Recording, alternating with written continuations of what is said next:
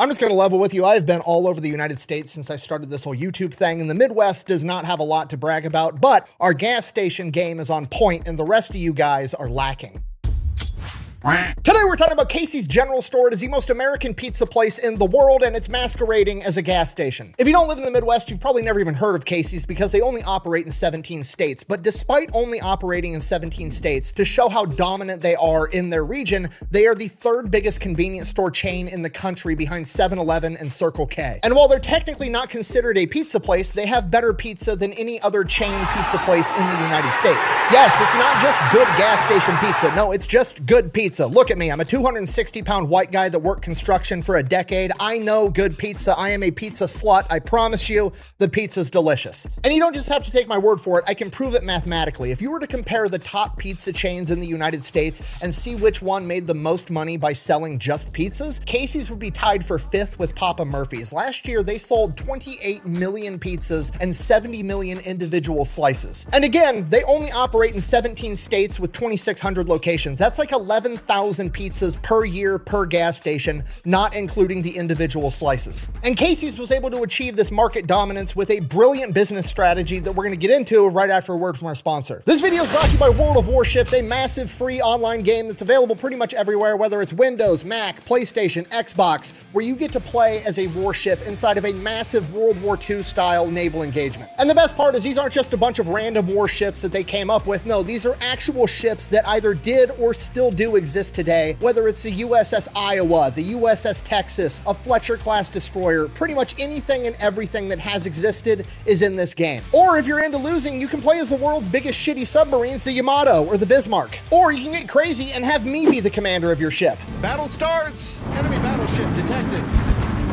Torpedoes, direct front. Not only that, but most of their in-game events are actually centered around true historical events. This month's event is the 85th anniversary of Operation Dynamo, aka the Miracle at Dunkirk. So if you want to give World of Warships a try and partake in the Dunkirk 85th anniversary event, you can use code DYNAMO1940, and that's going to get you a bunch of freebies. I'm going to have that code and a link down below. Let's get back to the video. Okay, let me set the scene for you. You're unfortunate enough to be driving through the vast cornfield ocean that is the Midwest of the United States, and the only thing that breaks up this ocean of corn is the occasional soybean field, maybe a hog confinement, or one of the thousands of tiny little towns that have a population of like 2,000 that are so small if you blink you're gonna miss them. Pretty much all of these towns are the exact same thing. There's only 4 businesses in these towns, okay? There's a post office, a dive bar, a Dollar General, and a gas station. And 9 times out of 10, that gas station is a Casey's. And I'm gonna tell you right now, that is one of, if not the best gas stations on the planet. The only company that comes close is Quick Star, which is their main competitor inside of the Midwest. Okay, all the other regions in the United States, you guys don't hold a candle to the Midwest when it comes to the gas station game.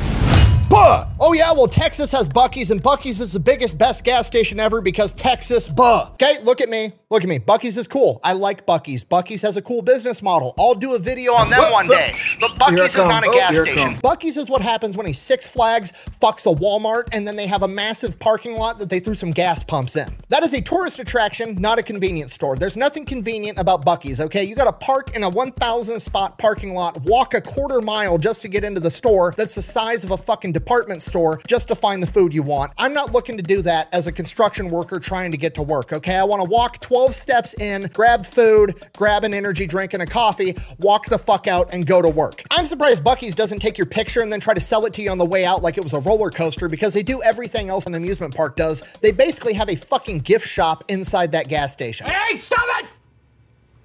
I'm sorry, I'm getting off track. Our story begins in 1959 when Donald Lamberti, the founder of Casey's, took over his father's full-service gas station in Des Moines, Iowa. Now remember, this is the 1950s, so when I say full-service gas station, I mean they sold gas and then they had like the little auto shop off to the side where you could go in, get your tire fixed, get your oil changed, and some dude would come out and pump your gas. It wasn't really a convenience store. They weren't selling food. They didn't have a bunch of snacks and drinks and all the bullshit. That's how things were back in the day. And eventually, somewhere over the course of the next 9 years, he decides, you know what? I'm gonna get get rid of the auto shop. I'm gonna turn the auto shop into a convenience store. I'm gonna start making more money off of selling candy bars and drinks and food and shit. And it's outrageously successful. And then one day his buddy, Casey Fisher, the guy that comes by to fill up the gas tanks for his gas pump, says, hey, over in this town, Boone, Iowa, not that far away, there's another full service gas station that's struggling. You should take them over, turn them into a convenience store too, and do exactly what you did right here in Des Moines. It would probably go just as well. Now, Des Moines is the capital. It's the big city. In theory, it should be easier to have a successful business there just because of greater population density. Boone, Iowa is a tiny town that's got about 12,000 people, so he's concerned that a convenience store isn't going to be able to make it there, but there's only one way to find out. So he goes there, he takes over this gas station. It's like the only gas station in town, turns it into a convenience store, and holy shit, it's outrageously successful. In a wild turn of events that literally nobody could have seen coming, people that live in small towns also like convenience and food. Holy shit, who would have thunk it? So while yes, this small town does have less people, which means less potential business, he also has literally no competition, so he just mops up. So he ends up naming that gas station Casey's after the guy that gave him the idea, and that becomes his new strategy for the business. He's not gonna try to go into the big metropolitan area and slug it out with all the big hitters and make a name for himself. No, he's just gonna go around to all these little tiny podunk towns, and he actually focuses on towns that have a population of 5,000 or less. And as time goes by, he's just opening up new gas stations left and right in all these little podunk towns. And then in 1984, one of these tiny little towns only had two businesses. They had a Casey's and they had a local pizza place. And that local pizza place went out of business. So the manager of that Casey's was like, fuck it, I'm gonna start making pizza inside the donut machine. Which makes a ton of sense because that entire community is used to only having one option for a restaurant to order warm food. Most of these families probably have pizza night. Like every Tuesday, our family buys pizza from this local pizzeria, and that's just our family thing. And that got taken away. So Casey's is gonna go in and fill that void. Right? This is what pseudoscientists, I mean, sociologists would refer to as a food desert, and he is now going to be the only person selling food inside of this food desert. And people absolutely love it, so he ends up equipping every Casey's with a fully functional pizza kitchen. Now, as the decades go by, Casey's has basically covered the entire Midwest. They're absolutely everywhere except for inside these major cities, but they have these major cities completely surrounded. Now, in business, this would be called the backdoor or the beachhead strategy. It's not always a good business idea for a lot of retail locations, like Toys R Us, for example. You wouldn't build a Toys R Us out in a town that's got 2,000 people. It just doesn't make any sense. But it works with gas stations, and it's exceptionally brilliant. And that's because if things are going good, what do cities do over time? They expand, they get bigger. Especially cities in the Midwest because they're smack dab in the center of the country, right? Cities that are on coastlines can only expand one direction. They can't expand into the ocean. Cities in Florida are stuck on a fucking peninsula. Where are they gonna go? Manhattan's on an island, whereas the cities in the middle of the country can expand out in every direction. And they've been doing that a ton for the last 3 decades because all of the big businesses are moving headquarters and factories and warehouses into these central locations because it makes logistics easier because you're smack dab in the middle of the country. Now, it's only a 2-day drive to either coast instead of being stationed in LA and having to ship shit all the way to New York. You want to be centralized. So these Midwestern cities like Des Moines, for example, are expanding rapidly, and all the gas station businesses that are inside the city that have been operating there forever are having trouble expanding because they're completely fucking surrounded by Casey's. And Casey's is not only making a fuck ton of money by A, being there first and already having a stronghold with a loyal customer base, but as that city expands and absorbs these smaller towns, the property values go through the roof, so the value of their location, just real estate wise, is skyrocketing. Not only that, but you know who has to show up to let the city expand? Construction workers. So now they have entire construction crews leaving the city, going out to these tiny little towns 15, 30 minutes outside of town, and they're building, you know, a new housing development or a bunch of new buildings. Guess where they're going for breakfast and lunch every single day? Oh, it's on the tip of my tongue. The only place they can go, the gas station that sells pizza. And it's even funnier if you're another gas station trying to compete with them, because as you send out your construction crew to build your Quick Star or your Holiday or your Circle K or whatever the fuck, guess where your construction workers, as they're building your gas station, are going to get pizza at lunch? Fucking Casey's. Thirsty? They've been playing the long game for decades and it's starting to pay off. And because of all of this, the pizza at Casey's has developed this cult following. Like, it is a Midwestern icon to get Casey's pizza at this gas station. Like I already said, they're literally tied for 5th for Papa Murphy's for the biggest pizza chain in the United States. They sold $700 million in pizza last year, which doesn't even make sense when you consider they're only operating in 17 states with 2,600 locations. How is that even possible? Well, it's because they figured out how to sell pizza fast and all day long. Casey's sells all your normal pizza, your pepperoni, your supreme, your meat lovers, but on top of that, they sell different pizzas. They sell taco pizza, they sell barbecue brisket pizza, and most importantly, they sell breakfast pizza. It is a pizza with cheese sauce, scrambled eggs, and then either bacon or sausage, and it's fucking delicious. This some serious gourmet shit. So not only are they the only pizza chain in America that's figured out how to sell pizza for breakfast, lunch, and dinner, they also copied Little Caesars by having it hot and ready because they sell pizza by the slice. You can literally go to Casey's on your way to work, grab breakfast pizza and a coffee, then go back there for lunch, grab pizza and an energy drink, and then hit them up on your way back home too.